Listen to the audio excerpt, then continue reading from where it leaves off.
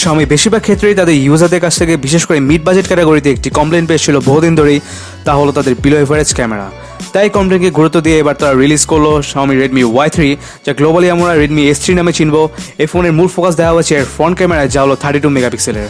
আজকের ভিডিওতে আমি ফোনের আনবক্সিং এবং আমার ইনিশিয়াল ইমপ্রেশন তুলে ধরবো। আমি কবির আছি আপনাদের সাথে, আর এই ফোনটি বাংলাদেশে অফিসিয়ালি রিলিজ হতে যাচ্ছে আগামী মাসের 2 তারিখে।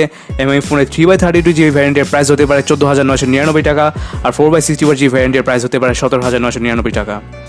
আপনারা যদি ফোনটি কেনার ক্ষেত্রে আগ্রহী হন তাহলে সরাসরি Authorized Mi Stores যেতে পারেন, না হলে daraz.com থেকে ফার্স্ট ফ্ল্যাশ সেলে ডিভাইসটি কিনতে পারেন।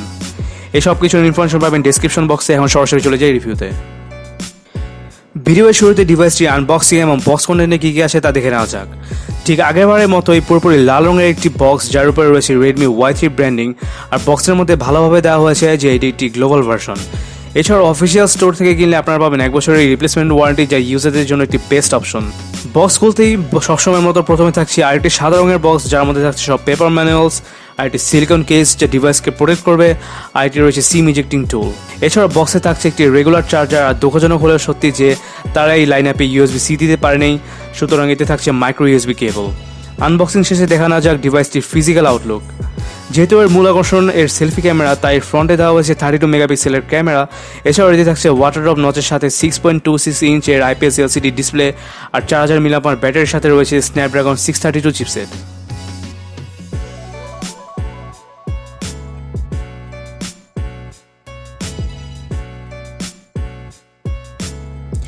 এই 6.26 ইঞ্চ স্ক্রিনের মধ্যে বটম চিনটা ভালোই চোখে পড়ার মতো ছিল, কিন্তু ডিভাইসের ব্যাক সাইডে রয়েছে ডুয়েল টোন ডিজাইন, যা আমার বেশ পছন্দ। আমার এই ব্লু কালারের মধ্যে এই ব্ল্যাক শেডটা ডিরেক্ট সানলাইটে কালার শিফট করে। ফোনটির রাইট সাইডে রয়েছে একটি ভলিউম বাটন আর পাওয়ার বাটন, যা যথেষ্ট ট্যাকটাইল আর ক্লিকি ছিল।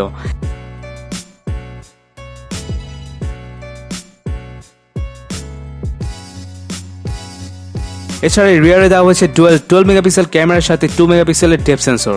এছাড়াও Xiaomi এর ফিঙ্গারপ্রিন্ট সেন্সর তো রয়েছেই, যা বরাবরের মতো যথেষ্ট ফাস্ট আর স্ন্যাপি ছিল আমার ইউসেজে। আর একদম নিচে রয়েছে একটি Redmi লোগো। আর ফোনটির একদম উপরে রয়েছে একটি সেকেন্ডারি মাইক্রোফোন, একটি 3.5mm হেডফোন জ্যাক, একটি IR ব্লাস্টার। আর একদম লেফট সাইডে রয়েছে ডুয়েল সিম স্লটের সাথে একটি dedicated micro SD card slot. আর একদম নিচে রয়েছে একটি সিঙ্গেল স্পিকার, একটি সেকেন্ডারি মাইক্রোফোন আর একটি মাইক্রো USB পোর্ট। যেহেতু ফোনটির মেইন হাইপ এর সেলফি ক্যামেরা, তাই আর দেরি না করে প্রথমেই এই ক্যামেরার ব্যাপারে নিয়ে আমি বিস্তারিত বলবো। এই নেটিভ ক্যামেরা পেয়ে সম্মতি পাবেন। রিয়ার 12 মেগাপিক্সেল ক্যামেরার সাথে 2 মেগাপিক্সেলের ডেপথ সেন্সর রয়েছে, যার পিকচার কোয়ালিটি এই প্রাইসে ভালোই ছিল ওভারঅল, কিন্তু এতে 4K ভিডিও রেকর্ডিং অপশন ছিল না। আর পরবর্তী আপডেটে তা আসবে নাকি তাও শিওর না।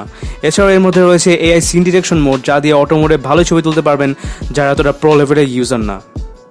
আর ফ্রন্টে দেওয়া হয়েছে 32 মেগাপিক্সেল, যা ডিফল্ট অবস্থায় অন থাকে না, তাই এটা ম্যানুয়ালি অন করে নিতে হবে যদি আপনি চান 32 মেগাপিক্সেলের ছবি। এখন দেখে নেওয়া যাক এই ফোনের তো আর কিছু ফটো স্যাম্পল।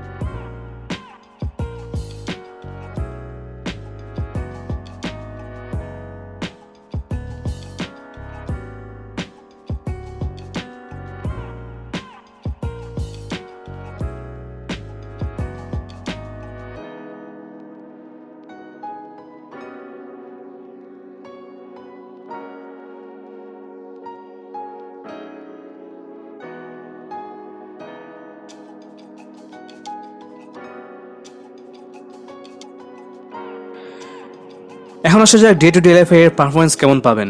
যেহেতু এতে দেওয়া হয়েছে স্ন্যাপড্রাগন 632 চিপসেটের সাথে Adreno 506 জিপিইউ, সুতরাং যে কোনো হেভি মাল্টিটাস্কিং থেকে শুরু করে নর্মাল সব ইউসেজে যে কোনো ইউজারের জন্য ভালোই পারফর্ম করবে। কিন্তু খুব হেভি গেম যেমন পাবজি অথবা অ্যাসফল্ট 9 এর মতো গেম হাই গ্রাফিক্সে ল্যাগ করতে পারে, কিন্তু লো বা মিডিয়াম গ্রাফিক্সে একদম স্মুথ চলবে। সুতরাং মিড টু হেভি ইউজাররা এই ফোনটি চোখ বন্ধ করে নিতে পারেন।